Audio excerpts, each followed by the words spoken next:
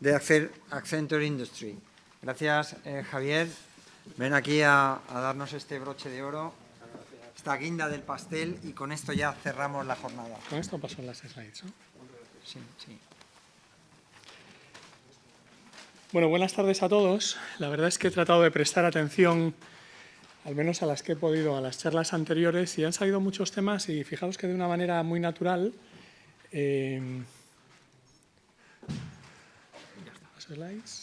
con esto, ¿no? De una manera muy natural y sin haberlo hecho a propósito, realmente de lo que voy a hablar es casi un resumen, o voy a retocar muchos de los temas que hemos hablado. La verdad es que quería hablar de cómo la industria 4.0, contribuye a todo este tópico de sostenibilidad, ¿no? Bueno, primero me presento. Yo me llamo Javier Rodríguez, soy ingeniero aeronáutico. Me gustan muchas cosas como el motociclismo o como la navegación. He trabajado en muchísimos sitios a lo largo de mi carrera, y la verdad es que soy un apasionado del cambio y de tratar de dejar un mundo un poquito mejor en todos los aspectos, y lo elaboraré ahora, que el que yo me he encontrado, ¿no? Yendo al topic de hoy, hay tres nombres que yo creo que son la clave, ¿no? Que es sostenibilidad, industria, digitalización. Los tres son nombres femeninos, con lo cual no hay ningún problema aquí de falta de inclusión, es estupendo. Y yo creo que es importante hacer una pequeña reflexión, ¿no? La sostenibilidad es fundamentalmente satisfacer nuestras necesidades de hoy sin comprometer los recursos que vamos a necesitar mañana. La industria es de lo que vivimos, y es en el fondo transformar lo que encontramos en este planeta en productos y servicios que son útiles a la sociedad. A veces que son inútiles, pero que nos compran también, lo cual en sí también es un negocio, ¿no? Y la digitalización en este entorno es, en el fondo, aplicar las nuevas tecnologías a mejorar todo esto. Esto es lo que hay que de alguna manera combinar. Y a mí una reflexión que me gusta hacer en este punto: estamos, yo creo que ya de manera unánime reconocida, pues en un momento crítico de sostenibilidad medioambiental. Pero siempre me gusta recordar que la sostenibilidad también incluye el equilibrio de la sociedad y el equilibrio de la economía. Una forma muy sencilla de hacer sostenible el planeta desde el punto de vista medioambiental es renunciar a nuestro modelo de vida avanzado, ducharnos en agua fría, no tener calefacción en invierno ni aire acondicionado en verano, y sobre todo no viajar, ¿vale? Como no parece que eso sea compatible ni con la sociedad ni con nuestro modelo económico y de vida, yo creo que hay que hacer una combinación de los tres, y desde luego protegiendo aquello que es obligatorio, y parece que ahora ya la urgencia climática empieza a hacerlo obligatorio. Por lo tanto, vamos a aterrizar estas tres palabras en algo concreto, que es: vamos a hablar de descarbonización, que es una palabra que ha salido muchas veces esta mañana, y vamos a hablar de ello. Os voy a dar algunos datos que contribuyen al menos a poner el problema en su justa medida, ¿no? Primero, el sector industrial contamina. Lo digo así de una manera muy llana, pero lógicamente el crear todos esos productos y servicios contamina porque utiliza mucha energía. Utiliza cerca del 40% de toda la energía que se gasta en este planeta, pues viene de este sector, y son miles de toneladas de CO2 que se emiten todo el año. Y además empieza a haber factores que yo creo que es bueno tener en mente, por los que como sociedad intentamos canalizar eso pues hacia una tendencia diferente. Eso se llaman los derechos de emisión de CO2. No es un tema menor. Hoy hemos hablado de temas que rozan la responsabilidad social corporativa, hemos hablado de cómo en los consejos de dirección, y es cierto, la sostenibilidad es una prioridad, lo es. Podríamos tener cada uno nuestra opinión acerca de si es una prioridad real o es una prioridad, por ejemplo, por los temas regulatorios de derechos de emisión, etcétera, etcétera, ¿no? El hecho es que eso, para probablemente todos los que estamos aquí, también es una oportunidad, ¿no? Y es una oportunidad porque va a haber enormes inversiones en los próximos años para transformar la industria. El cómo las utilicemos pues depende de nosotros, depende también de nuestros políticos, con lo cual como sociedad tenemos que saber hacerlo, ¿no? Ahora mismo ya hay tecnologías que permitirían reducir la emisión de CO2 en un 40%. En teoría.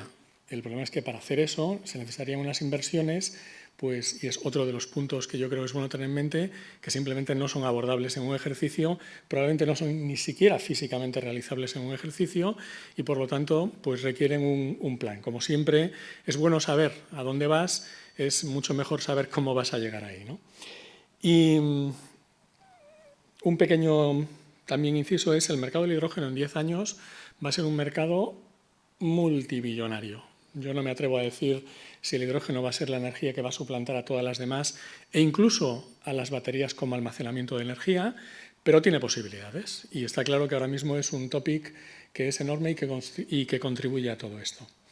Dos mensajes aquí. Uno, derechos de emisión de CO2, quedaos con dos cifras. Hace tan solo 2-3 años esto estaba en el entorno de los 20 euros por tonelada, ahora está en el entorno de los 60, de 20 a 60. Si alguno de vosotros está en una industria que emite bastante CO2, esto empieza a ser un impacto relevante. Es cierto que es una de las causas que está por detrás del pico de la electricidad, el gas es la principal, pero la segunda es esta, y esta tendencia se va a acelerar. En septiembre estaba en los 60, ahora sigue en los 60, pero es difícil prever el futuro, pero todo apunta a que sin duda llegaremos a los 100 en no demasiado tiempo. No me atrevo a decir si 12 meses o 3 años, ¿vale? Otro mensaje, hay una desigualdad importante por industria en cuanto a cuándo se va a alcanzar ese objetivo del net zero carbon, ¿vale? Hay industrias que están más avanzadas, pues todo el tema de la tecnología, las comunicaciones, pues parece más sencillo. Os invito a reflexionar, incluso cloud, que en el fondo supone una consolidación de potencia de cálculo. Bueno, es mucho más sencillo hacer net zero un centro de cloud que hacer net zero múltiples data centers y racks en miles de empresas, ¿no? Entonces, cloud es un factor que contribuye a la sostenibilidad de una manera razonable. No hay ningún proveedor de cloud de los grandes, que son 3, son Amazon, Google, Microsoft, no hay ninguno que esté abriendo centros que no hagan, y ya podemos discutir si es totalmente real o casi totalmente real, pero no ven ya ningún centro que no sea net zero. Entonces, es una de las primeras industrias que va a llegar, pero nos va a costar mucho más, por ejemplo, en el sector del transporte, ¿no?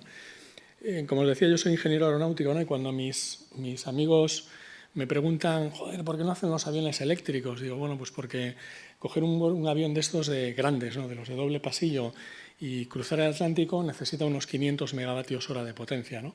Entonces, hasta que no consigas una forma de almacenar 500 megavatios hora en el peso que necesita un avión para volar, pues va a ser que vas a tener que quemar combustible y, por lo tanto, emitir CO2. Puedes quemar combustible de origen vegetal y, por lo tanto, pues puedes jugar a que es un net cero porque esas plantas capturaron el carbón que ahora tú estás emitiendo, ¿no? Pero claramente el sector del transporte le va a costar. El sector de la minería también es un sector bastante complicado y lo que vemos es que esto del net cero es una cosa que va a llevar pues algunas décadas. Digan lo que digan algunos que son súper voluntaristas y que querrían hacer todo net cero para dentro de 3 años, ¿no? Me parece que es interesante. Y hablaba en el título de esta sección, la industria está en una encrucijada, ¿no? Porque está en medio de 3 fuerzas que lo condicionan. Por una parte, esos temas regulatorios, pensemos derechos de emisión. Por otra parte, el mercado. Había aquí alguna pregunta de decir, oye, ¿y todo esto, la digitalización o la sostenibilidad, es algo que merece la pena, que tiene retorno? Bueno, hay drivers de mercado de que, como sociedad, yo creo que la sociedad está evolucionando hacia una actitud que lo que pide es quiero productos verdes, ¿no? Luego ya podemos decir si son tan verdes como les vendemos o no, pero está claro que la sostenibilidad es un valor y, por lo tanto, hay unos drivers de mercado de que la industria tiene que evolucionar esa sostenibilidad, ¿no? Y, por otra parte, es la parte de sostenibilidad. Y voy a poner un ejemplo sencillo que es, cuando hablábamos de trazabilidad, ¿no? El sector agroalimentario, yo hace no mucho daba una conferencia acerca de eso en ese sector y mi problema era cuando María va al supermercado, quiere saber dónde viene la leche que está en el cartón. En el momento en que una empresa sea capaz de garantizarle a María que esa leche viene de las granjas de esta parte de la provincia de Segovia, a María esa marca le va a caer simpática. Y por lo tanto la va a poner por delante en sus prioridades de compra que otra marca que no sabe muy bien decirle de dónde viene la leche. Entonces hay unos drivers de competitividad de mis competidores se van a mover y si me adelantan me voy a quedar atrás. Entonces esto es importante. Es un contexto, el mundo cambia, las empresas tienen que enfrentarse a todas estas presiones y yo creo que todo esto hace que la sostenibilidad en las empresas industriales es una gran prioridad, ¿no? ¿Cómo se hace esto? Y lo he simplificado al máximo, pero es bueno no olvidarse de esto, porque además son tres formas que juegan en diferentes planos. Por una parte está la energía verde, que introduce un concepto de esto ya no va de una industria, va de que yo además como industria tengo que comprar energía a alguien que la produce y que me tiene que prometer que sea verde, con lo cual esa otra industria, en este caso probablemente la de generación y distribución, tiene que además transformar sus procesos para hacerlo. Antes de eso está algo muy básico del que no me quiero olvidar, que es no hay nada que contamine más, de hecho no hay nada que cueste más en una cuenta de resultados, que hacer las cosas dos veces porque la primera se han hecho mal, ¿vale? Eso es lo básico. Y eso llega al microproceso de mi empresa, llega al ingeniero que me ha dicho, mira, si pongo una válvula de descarga en este cilindro y libero la presión, pues me ahorro un 5% de energía. Pues cuando lo sumas todo, eso suma. Yo os puedo decir anécdotas de mi vida profesional trabajando en astilleros hace ya muchos, muchos años. Un astillero que no tenía herramientas digitales para hacer diseño en 3D, interferencias, hace muchos años, pues se encontró con que después de haber montado un barco, los barcos de acero, los barcos grandes, los buques, se montan con piezas como los Lego, con bloques, ¿no?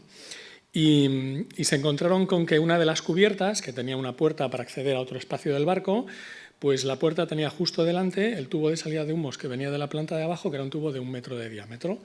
Bueno, pues evidentemente pues hay que hacer las cosas dos veces cuando no las haces bien a la primera. La reducción del waste es la primera palanca para ser sostenible.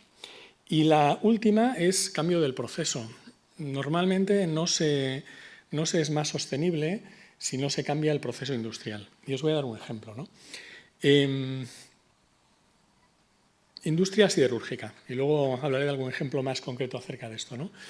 No es lo mismo una acería con un alto horno que quema carbón, proceso tradicional, que de arco eléctrico. Evidentemente no es lo mismo. Uno tiene una enorme chimenea que contamina muchísimo y el otro pues tiene arco eléctrico que no emite CO2, ¿no? Claro, le has pasado el problema a la proveedora de electricidad, con lo cual volvemos al tema de la energía verde, ¿no? Pero es un cambio de proceso. El cambiar esto supone cambiar instalaciones industriales y el mensaje es ¿y cómo lo hago en un momento en que tengo que seguir operando como compañía, tengo mis limitaciones de inversión, oye, tengo que ver cuánto me endeudo para financiar esto y esto es extrapolable a todos los tamaños de empresa, ¿no? Entonces tiene que haber muy frecuentemente un cambio de proceso para ser más sostenible, no es gratis. Podemos hablar incluso de la pequeña empresa de logística que decide cambiar sus furgonetas por furgonetas eléctricas. No es gratis, con lo cual hay un cambio de algo que frecuentemente requiere inversiones de CAPEX, ¿no? Hay dos palancas que hay que considerar aquí, ¿no? Una es la tecnología lo está cambiando todo. Y nuevamente pensad en ese entorno que os describía, que es, y si no cambiamos nosotros, cambiarán nuestros competidores y nos empujarán. Con lo cual, la tecnología tiene que ser un driver, hay que estar atento a cuáles son las tendencias del mercado, pero sobre todo hay que saber como compañía a dónde queremos ir, cómo queremos posicionarnos. ¿Qué es lo que queremos hacer? ¿Queremos contaminar menos? Sí, pero ¿para qué? ¿Para ahorrarnos derechos de emisión de CO2? ¿Para posicionar nuestros productos de manera diferente? Pues porque le estoy vendiendo esto a un proveedor de automoción que me exige un sello, porque a su vez ese proveedor de automoción va a vender en todos sus anuncios publicitarios que son una empresa verde, net cero, etcétera. Bueno, tenemos que entender bien cuál es el objetivo para después definir el cómo llegamos hasta ahí, ¿no? Y el tema de colaboración y convergencia no es un tema de una industria, como decía, es un tema del ecosistema, pero que va a ser de una manera muy natural. Nuestra empresa le va a pedir a la empresa de al lado que le dé unas garantías para conseguir unos determinados objetivos. Y yo quiero asegurarle a mi Javier del supermercado que va a comprar el cartón de leche junto con María, ¿no?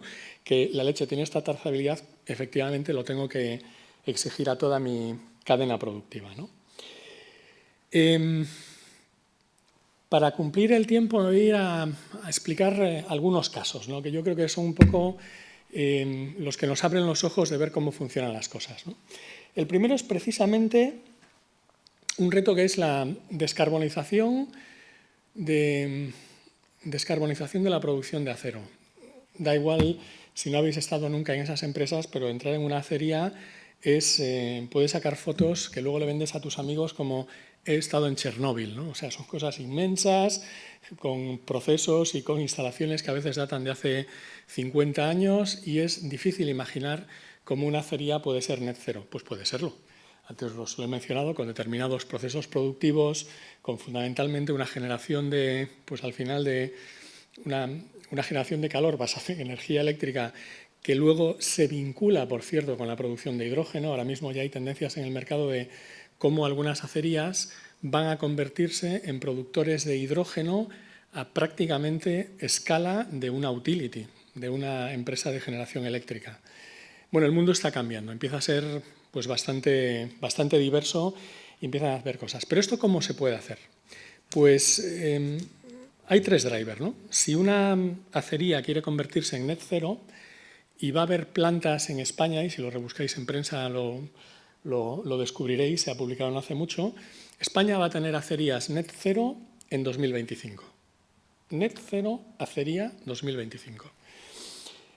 Esto se produce porque han confluido tres factores. Uno, hay una compañía que tiene presión y prioridad en su comité de dirección para la sostenibilidad, probablemente también por los derechos de emisión de carbono.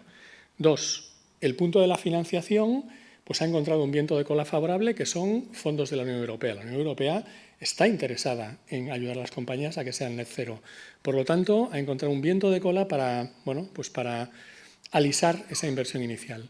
Y tres, y yo creo que es el punto importante, esta compañía ha visto esto, el viento de cola de financiación, el compromiso con la sostenibilidad, pues ha dicho, esta es una oportunidad para cambiar mi proceso y para mejorarlo y digitalizarlo, que ahí es donde entra absolutamente Industria 4.0.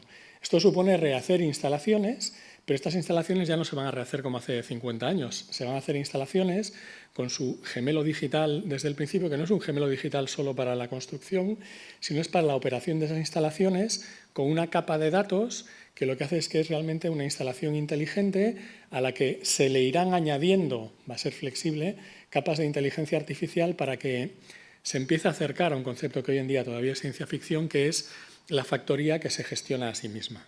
Bueno, esta es la oportunidad y esta es la oportunidad de negocio que han visto estos señores, que es combinar mi prioridad, sostenibilidad, con oportunidad, fondos, y con oportunidad de negocio, en este caso, que es, pues vamos a hacer la acería del futuro. Es importante pensar que sin el tercero esto no tendría sentido. O sea, las empresas no se van a meter en un lío tremendo que tiene riesgos si no ven una oportunidad de negocio para el futuro. Hay cosas más sencillas, ¿no?, de entender y que ya son bastante operativas, pero que bueno, no creo que os sorprenda si hacéis la reflexión lo poco extendidas que están.